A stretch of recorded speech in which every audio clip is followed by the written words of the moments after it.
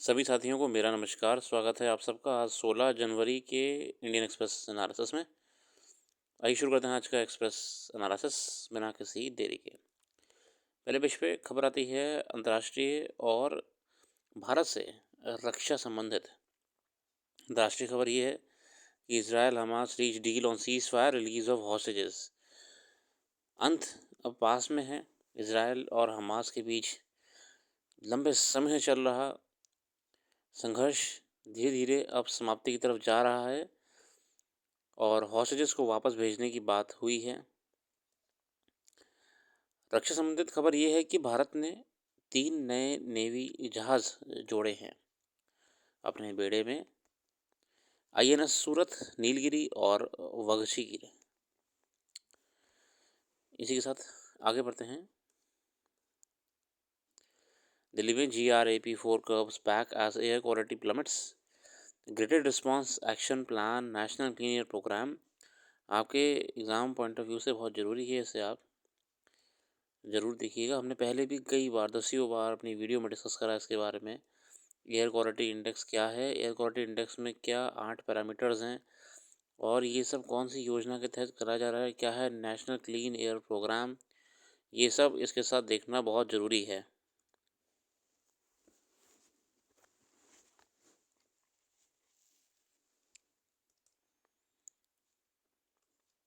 आगे देखते हैं।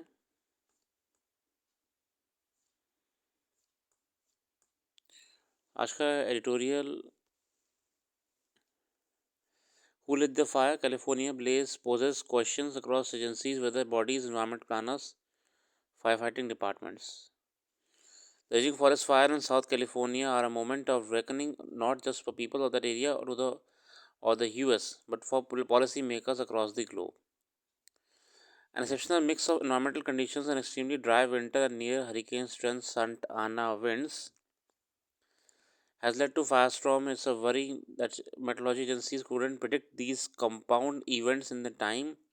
While historically droughts have been a common occurrence in California and are known to last several years, several droughts have increased in the last decade.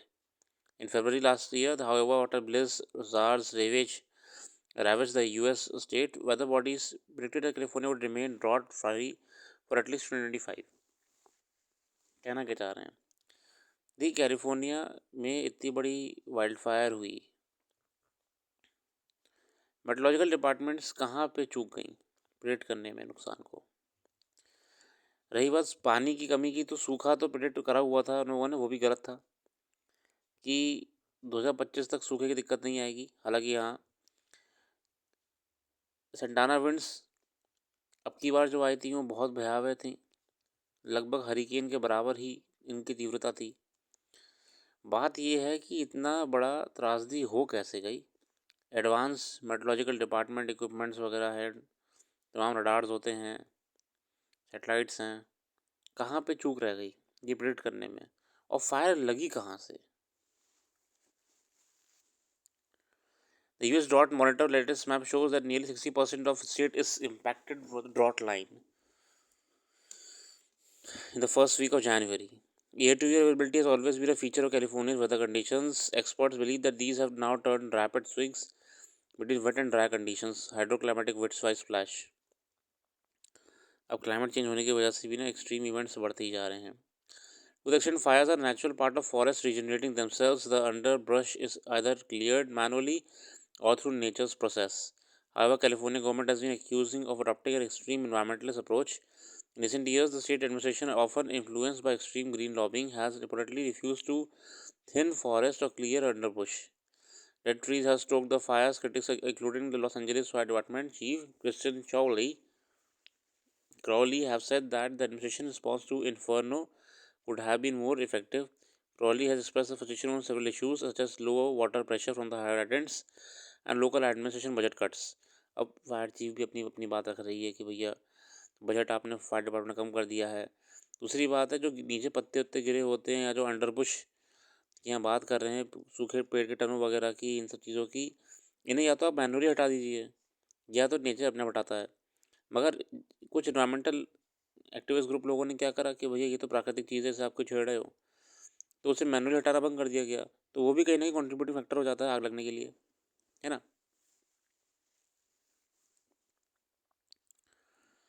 आगे देखते हैं। अगला article बहुत बढ़िया अमिताभ कांत साहब का है। इंडिया स्टार्टअप को असल में पूरे मेरे ख्याल 10 साल हो चुके हैं और शुरू करे हुए योजना को। तो उसके बारे में 2016 में शुरू करी गई थी, सॉरी। तो इतने साल गुजर जाने के बाद उनके बारे में इसके और कुछ लिखा है। हालांकि धरातल पे कुछ दिखी नहीं योजना, मगर कोई बात नहीं, लिखने में क्या जा रहा है। Investment economic times in focus Dissanayake meet Xi Sri Lankan president साहब मिले हैं चाइना के प्रेसिडेंट साहब से। US sanction on Russian oil tankers to hit imports, Trump stance की। The sweeping US sanctions are targeting Russia's oil trade and announced on January 10 with as many 720 tankers being placed under sanctions. Basically क्या हो रहा है इस समय, क्योंकि US ने sanction लगा रखे हैं रशिया पे ऑलरेडी बहुत सारे, तो वर्ल्ड में तो कोई अभी उससे ऑयल ले नहीं रहा है, हम ले रहे हैं। अब उससे भी यूएस ने तरीका निकाल लिया कि ऑयल टैंकर्स वगैरह को सैंक्शन लगा के इतना महंगा कर देंगे कि हम लोग वो तेल भी अफोर्ड नहीं कर पाएंगे, मतलब कि हम जो प्रॉफिटेबिलिटी पे चल रहे हैं वो ले नहीं पाएंगे।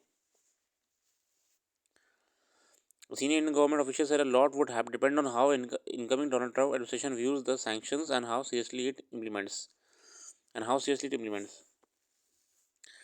Secondly, sanctions would impact India as it would restrict oil tankers entry into Indian ports and could impact access to cheaper Russian oil.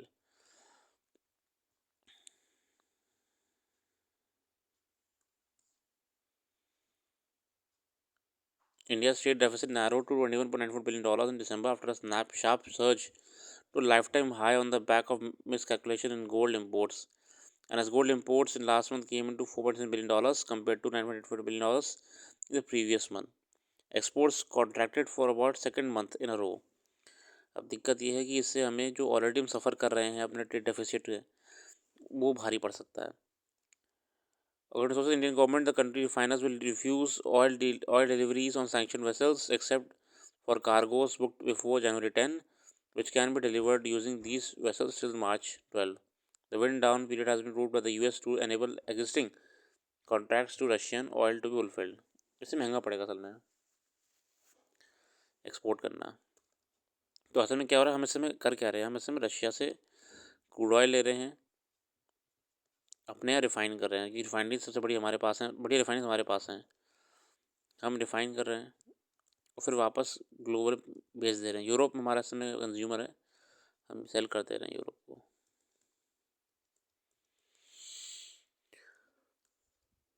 अब महंगा हो जाएगा। New US AI export law excludes India from the closest allies, what would it could be its impact. असल में GPUs export करने को लेकर ना यूएसए ने नया लॉ लाए थे, उसमें उन्होंने फ्रेंडली नेशंस का जिक्र करा हुआ है, उसमें इंडिया नहीं है। In an interim final rule titled A Framework for Artificial Intelligence Diffusion, the US government has proposed to create 3 tiers of countries, and depending on which tier country would fall, there will be specific export control restrictions of AI chips and GPUs to those territories. देखिए AI technology पे काम करने के लिए हमें GPUs की जरूरत पड़ती है, जो है ग्राफिकल प्रोसेसिंग यूनिट्स, जैसे कि एनवीडिया वगैरह बनाती हैं यूएस में। और उन्होंने ये कहा कि यूएस ने कि इसका मिसयूज़ ना हो, गलत हाथों में ना चले जाए, इसलिए हम इसके रिस्ट्रिक्शन लगा रहे हैं। India finds itself in the middle of tier of this classification. It's not in the first tier, which includes 80 of the United States closest allies and has almost no export restrictions, which essentially countries of concern where export of US technology is all but prohibited. Nonetheless, India will still face some restrictions on how many GPUs it can import from the US, and that could be determined to New Delhi.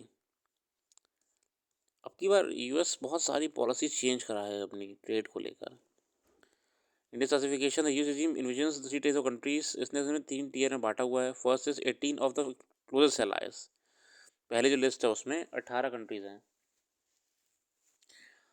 Canada, Netherlands, Ireland, Italy वगैरह।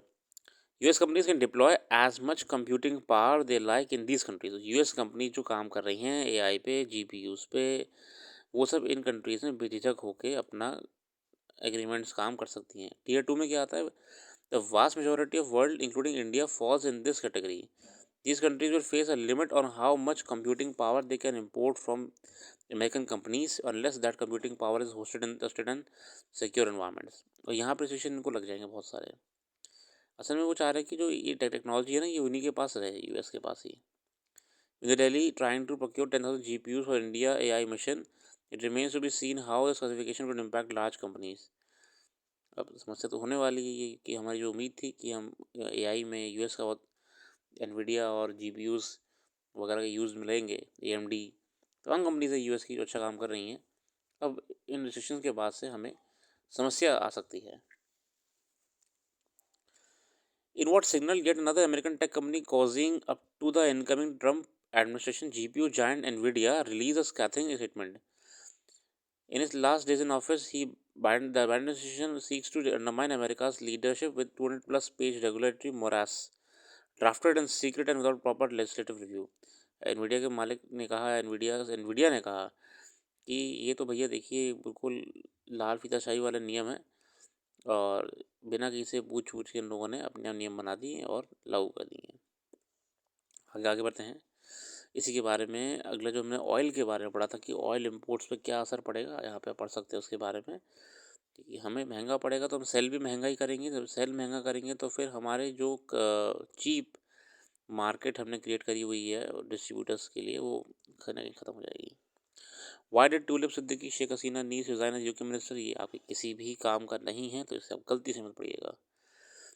हाँ, भारतीय navy में worship नए जुड़े हैं, INS Nilgiri नील the lead ship of the project 17A stealth frigate class INS Surat, fourth and the final ship of project 15B stealth destroyer class and INS Vaghsheer, sixth and final submarine और Scorpene class frigate. तो ये कभी कभी ना exam में पूछ लेता है, मैथ द फॉलोइंग करके पूछ सकता है कंफ्यूज करने के लिए आपको कि आईएनएस वागशीर शिप है कि सबमरीन है, आईएनएस सूरत स्टेल्थ डिस्ट्रॉयर है क्या है, और INS Nilgiri stealth frigate class. तो ये आपको पीसीएस लेवल पर ठीक है जानना।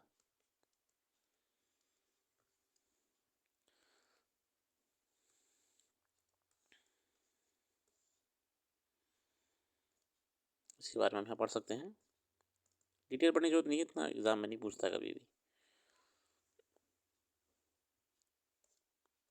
इसी के साथ आज के लिए रखते हैं। आज की क्विक एनालिसिस में जुड़े रहने के लिए बहुत बहुत धन्यवाद। कल फिर आएंगे नई वीडियो के साथ और आप हमारी वेबसाइट को ज़रूर विजिट करिएगा, उसका लिंक डिस्क्रिप्शन में मौजूद है। करंट अफेयर्स डिटेल में वहाँ पे आप पढ़ सकते हैं। Thank you.